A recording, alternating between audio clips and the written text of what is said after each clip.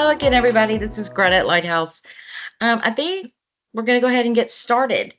Again, thanks for joining us. And we know there's going to be probably a lot of questions, and we will try to get through all your questions for this 30-minute session. But if we don't, I will reach out to you personally and answer what I can.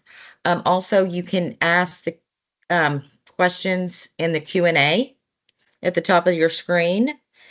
So I'm going to introduce Bruce Cross. He is the owner and co-founder of Lighthouse. He's also a labor and employment defense attorney and partner at the Rose Law Firm. So I'm going to turn it over to Bruce.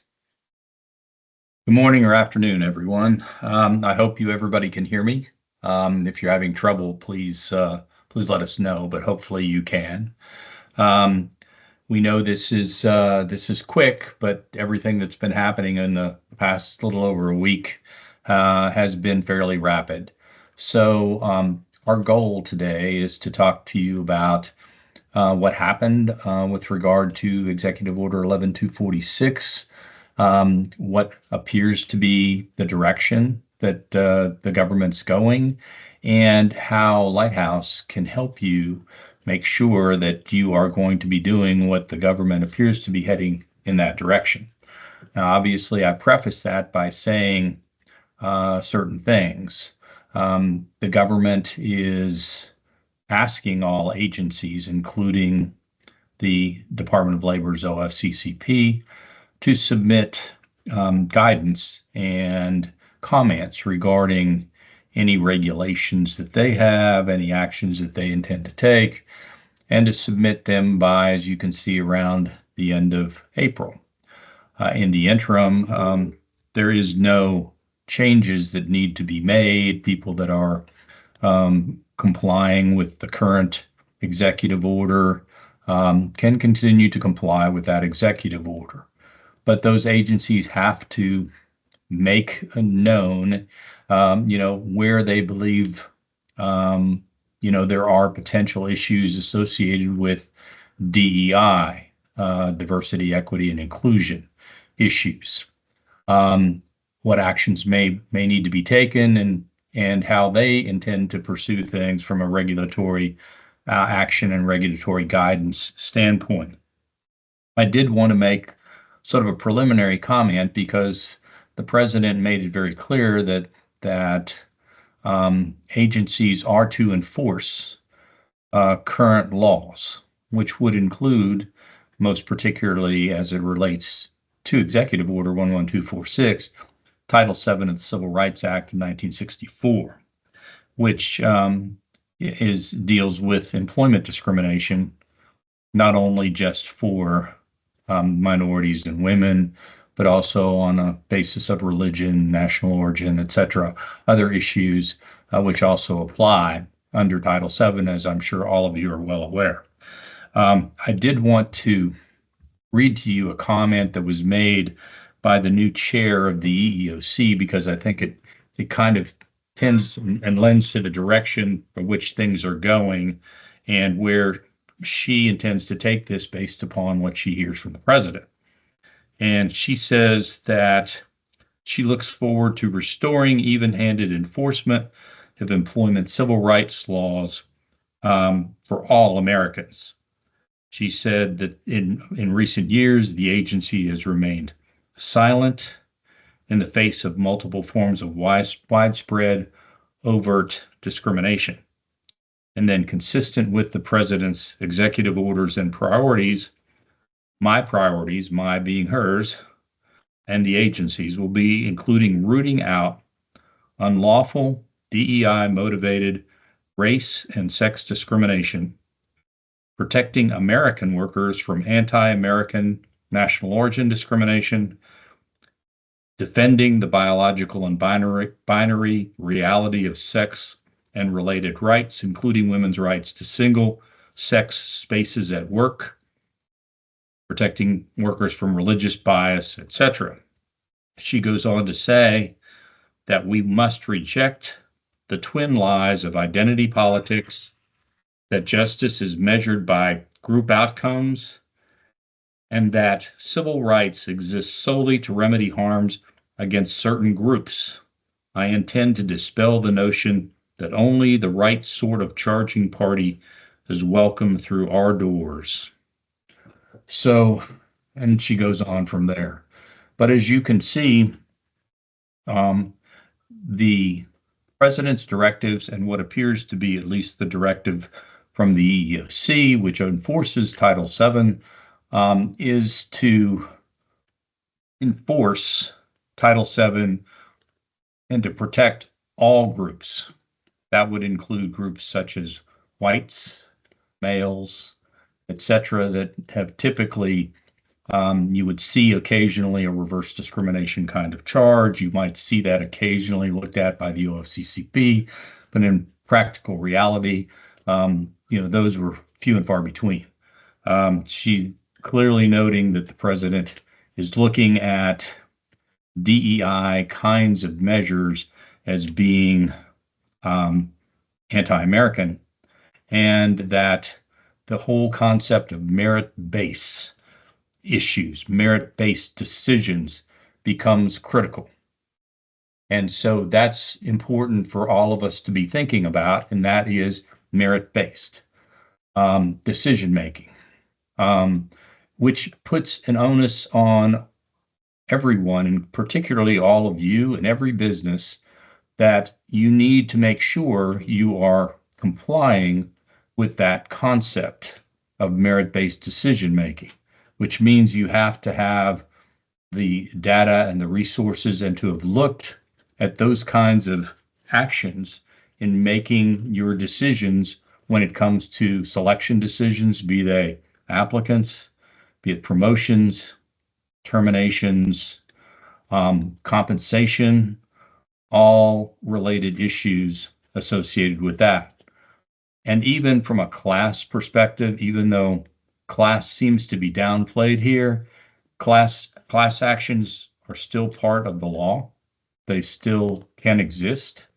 And looking at things from a class perspective also becomes relevant. So all of those things are pieces that become very pertinent when it comes to looking forward after this, starting, let's say, around May. Now, we may receive some more additional guidance potentially from the government agencies as to what those potential things may be. But at this point, whether those come into play and then the process of actually getting those implemented, going through the Administrative Procedures Act to issue those new guidance and regulations, takes time. So in the interim, the question is, what do you need to do and how do we go forward? So if we move forward to the next slide, as is noted here, and as we've talked about, the Office of Management and Budget is reviewing and revising all processes and directives and guidance to remove any reference to DEI and its principles. And the basic issue here is we need to understand that everyone needs to be in compliance with what the law currently is, and that's Title VII, among others. Obviously, the Rehabilitation Act, the Vets Act, those still are in play. But the head of each agency is supposed to, even in the situation involving federal contractors, you need to make sure and you must agree that you're going to be in compliance with all federal anti-discrimination laws. That's going to be a fundamental principle. And so that means, are you in compliance when it comes to Title VII of the Civil Rights Act? Are you in compliance when it comes to the Rehabilitation Act? Are you in compliance when it comes to the Vietnam Era Veterans Act? And that you're not operating any programs promoting DEI as opposed to anti-discrimination laws. So your goal here has somewhat been massaged to now we promote non-discrimination within the organization. Now, most of your EEO policies, I'm sure that you have, basically say we are not going to discriminate against any group whatsoever. And that's going to be the primary focus, it appears, of where the agencies are uh, going forward. So, with those thoughts in mind, we need to then look at, what do federal contractors still have to comply with? Well, as I stated, no changes need to be made by anyone, by any company throughout until basically the end of April. Um, and then, depending upon what kind of guidance we actually receive from the government, if we receive any, um, of more detail. And, the government sets a deadline, but that doesn't mean that they necessarily will meet it. But if they do happen to meet that deadline, you still, regardless, have to make sure that your hiring, selection, and employment decisions are being made without regard to any protected group. And that includes, when we say race and genders, whites and males, just as well as non-whites and females. Um, we need to make sure that analyses are being run so that you can, and I'm talking analysis, I'm talking about statistical analysis, to engage in appropriate recruitment efforts to protect against employment discrimination claims of any kind. I can tell you in the past, I've had litigation on a class-wide basis as well as individual basis with the EEOC, and they will run their own statistical analyses. They will look at what your workforce looks like, where you are, and has there been any kind of discrimination that appears statistically to exist.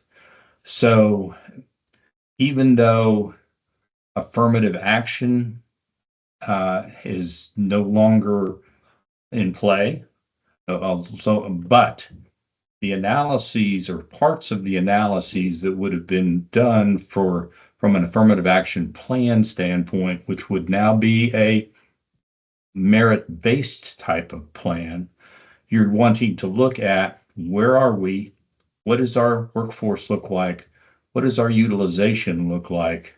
So we know, do we have any issues? And going forward, can we defend our decisions that we're making with regard to hiring, promotion, transfers, terminations in any of these groups? That becomes statistically important. So the statistical part of this is still going to be there. You're still going to have to do an EEO1 report. You're still going to have to do the VETS report. Anything from a state pay data reporting standpoint, for example, those of you in California and Illinois, as well as you have to look at state and local affirmative action plan reporting requirements that may exist if you are subject to those particular laws and what they may say with regard to those particular states. So those all come into play as well. Um, Furthermore, um, from the vets and Section 503, obviously those are congressional passed laws. Those are not things that the president has the authority um, to be able to go in and just say you don't have to comply with those laws. And he said that that's not the case. And even the agency has come out and said, that's still there while we're not engaging in any kind of auditing of any kind right now. We are, going to be looking at everything from that perspective.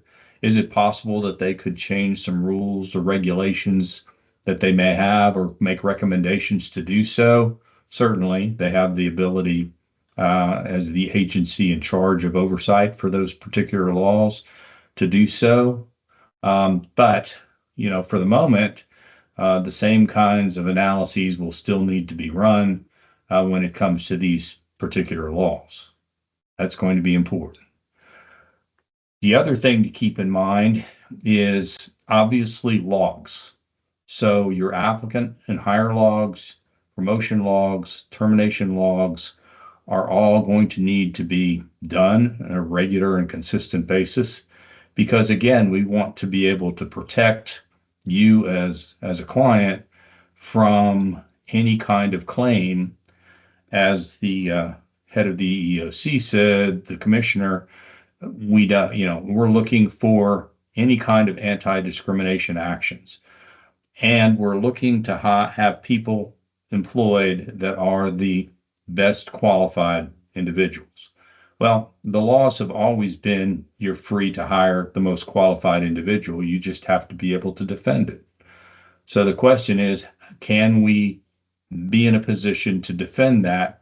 And will the statistics back you up to be able to support that decision? So it's looking at those analyses. So, running appropriate IRAs, running appropriate pay compensation analyses, all will become still important, but from the angle of employment discrimination claims as opposed to audits by the OFCCP. Um, so we want to make sure that everyone is doing their best to try to do that. So, what is Lighthouse looking to do going forward based upon all of this action? Um, what are we looking to do? Well, obviously, what we're looking to do is to try to provide and become a partner with you to make sure that during these uncertain water times, that in the event there is claims filed, that you are prepared to be able to defend those actions. Um, and that means that once we get to May of this year, um, affirmative action plans as they exist currently are gone. However, the types of analyses that I'm talking about are still pertinent, viable, and necessary from a Title VII perspective. And there is nothing that has been indicated that the OFCCP is going to not investigate potential anti-discrimination claims if they're brought to that agency. It's also possible because of the joint agreements that exist between the Department of Labor and the EEOC, they could refer those matters to the EEOC for investigation. It's clear that the agencies are looking to root out any kinds of anti-discrimination that may exist, and anything that is not merit-based will be viewed negatively by the agencies. But you need to be able to know, where do we have issues? Where do we have problems? Where might things arise? So, for example, do we have situations where in particular jobs or job groupings we have problems? And can we defend as we go forward decisions that are made to move people within those job groups? Can we defend that, yes, we made these decisions, and yes, they are merit-based, and yes, this is the most qualified person that exists? Can we demonstrate that to a government agency that investigates that? As I've stated before in litigation that I've had in the past, that's one of the things that the government has done. They have a quarry of statisticians on payroll, and they do their own kinds of analysis and statistical analysis to look at where you are, particularly if the agency would come in and say that you are not being you're being anti-discriminatory towards a particular group or a particular class, which is still part of the law. The president can't change that. He can't make that's not the law. That is the law. And so that is part of what the agency could potentially do if somebody raises claims or a group raises a claim. So you have to be prepared, just as you would have if the OFCCP came in the past and said, we feel like you are not properly filling jobs or selecting the right people in certain groups, or you need to explain to us why you are not selecting um, certain candidates. We want to look at what your hiring looks like. We want to look at what your selection decisions were. Who were the candidates? Who were the applicants? Who was bypassed? What all happened? Um, how are you paying those people? Why is certain people being paid at a higher rate than others? All of those things. And now, as we note, you know, VEVRA and 503 analysis still stay. So I just don't want anyone to walk away thinking, well, we don't have to worry about certain things from a VEVRA and Section 503 standpoint.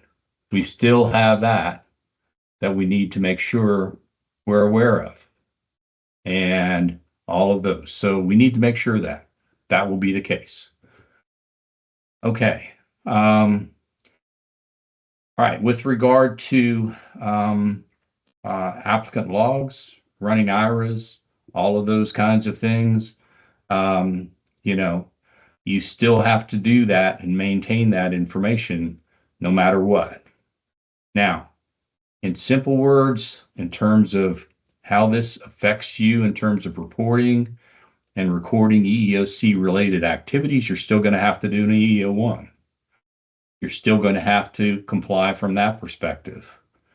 In terms of actually preparing the affirmative action plan under Executive Order 11246, there will no longer, after April, you will no longer have to maintain a plan as it currently exists.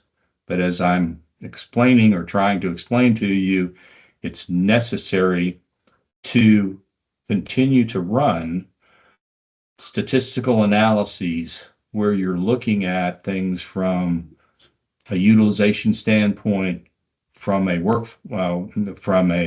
availability standpoint, and doing some comparisons to sort of see where you are. And then as you move forward with the selection decisions during the course of the year, how are we doing? And can we defend ourselves? Because that's what the agencies would come in and they would, if there was a challenge, if there was a complaint registered, they would be looking to see, okay, why did you make certain decisions and what do you look like in those particular areas? It's going to be important potentially, though, to do a better job in some areas of actually deciding what are my groups? Who am I wanting to compare from a grouping standpoint? And those are individual decisions that would be made, and you could have discussions with Greta and with Lighthouse about those decisions so that we make sure that the analyses make some sense and would be usable and defensible in any kind of litigation that would pop up with a government agency, just as you would in protecting against an individual hiring a lawyer and filing a lawsuit against you in violation of Title VII. So I hope this is, I know we only have 30 minutes, and I hope this kind of explains briefly where we need to go, and where we think this is where this is going to take us. So from a practical standpoint, what we're urging you to do, you can stay the course over the course of the next 3 months, and there's no ramifications whatsoever till you get to the end of April. There's no ramifications.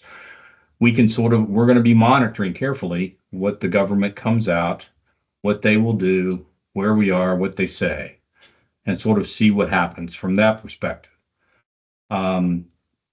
But everyone needs to be looking at preparing appropriate statistical analyses going forward, starting in May. If you have plans done and you are deciding not to run plans thereafter, you need to look at running statistical analyses now of a different kind. It's basically what I call a merit-based type of analysis. And those merit-based analysis are going to be hopefully part of your basis of doing and making sure that you are not engaging in any kind of employment discrimination that the government would consider to be a violation of the law, but rather your decisions as you move forward based upon what you look like now are based solely upon a merit-based system. And we would provide you with the guidance to help you do that. Um, we have a model hiring process that's available. We can work with you on to make sure that everything is being guided in an appropriate direction to help you make sure that you've documented clearly what decisions were made, why the decision was made, and how that was done. That's going to be more important than ever now, given the direction of the government. Greta, you have some comments you want to make before we run out of time? Yeah, like I said, I didn't say this in the beginning. We will be sending out an alert with a link to our website as well as YouTube. So you guys can have a copy of this recording. And again, I know this was kind of a lot at one time. Once you kind of think through it and you come up with some questions, just, you know, how to reach me, call me. We can set up a meeting and we can discuss further. Um, but I hope everybody found the information helpful. And if there's more directives that come out, obviously we'll share that as soon as we know.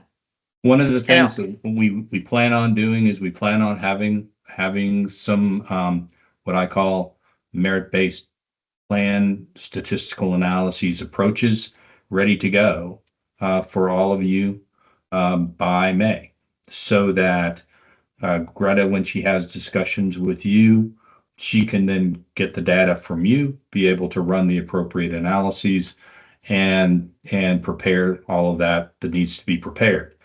That's apart from what already still needs to be done, which are the VEVRA and the Section 503 plans, which still stay in place. right. And in the meantime, if you have a plan date from January through April 1st, we are recommending you go out, you still do that because that's still in play. And if I know some of you in this group have conciliation agreements or potentially were on the audit list for the 2025 audits, as of right now, those are all suspended. Um, if you have a conciliation agreement, the wording was it's suspended and they're looking at the CA, looking at Section 503 and the VEBRA to see if you had any violations of that, and they'll give us guidance on if we have any reporting requirements still moving forward. So we're kind of on hold with conciliation agreement reports and audits at the moment. But as just to repeat what Greta said, if you have questions, if you have things, like I said, a lot of this is happening in a very rapid fashion. But if you have additional questions that you think of afterwards, please get in touch with Greta, let her know, and we will get a response back to you right away. As we indicated, we are studying this and maintaining a close watch on this here and with my contacts in DC to make sure that we have the latest information available, and so that we feel like we're getting prepared to deal with whatever direction the government ultimately chooses to go based upon whatever recommendations come out of the DOL and OFCCP as they move forward, analyzing their guidance and regulations that exist currently. And I think I answered everybody's questions in the chat and in the Q&A, but if I happen to miss something, please, again, reach out. And thank you for your time, everybody. And